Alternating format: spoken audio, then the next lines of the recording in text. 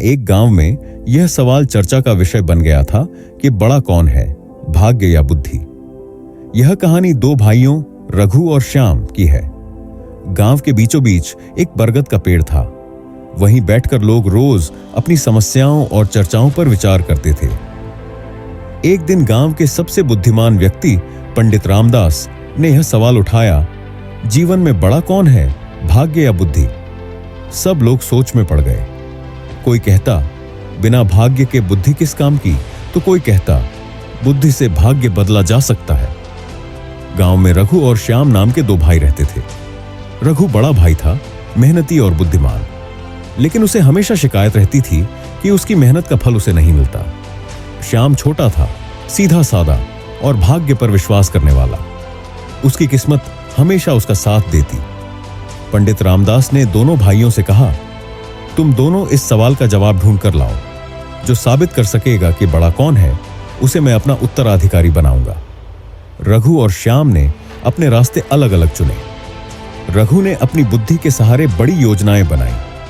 श्याम ने कहा, मेरा भाग्य मुझे जहां ले जाएगा मैं वहीं जाऊंगा। रघु अपने रास्ते पर चलते चलते एक राजा के दरबार पहुंचा।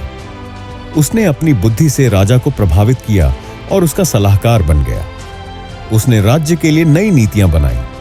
राजा ने उसे इनाम दिया, लेकिन दुर्भाग्यवश एक गलत फहमी के कारण उसे दरबार से निकाल दिया गया। श्याम बिना किसी योजना के चलते चलते एक व्यापारी के काफिले में शामिल हो गया।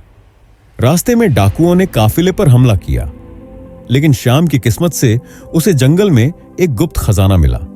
व्यापारी ने खुश होकर उसे आधा खजाना दे दिया। कुछ महीनों बाद रघु और श्याम दोनों गांव लौटे। रघु थका और निराश था। उसने कहा, मेरी सारी बुद्धि बेकार गई, भाग्य ने मुझे धोखा दिया।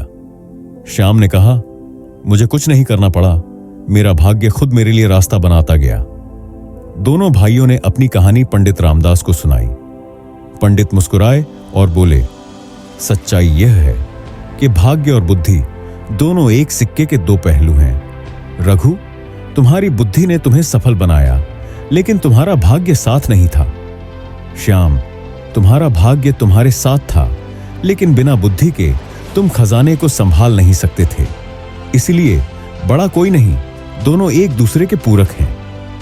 पंडित रामदास की बात ने सबको सोचने पर मजबूर कर दिया। उन्होंने कहा, अगर भाग्य और बुद्धि साथ हों तो जीवन में कोई भी मुश्किल आसान हो जाती है।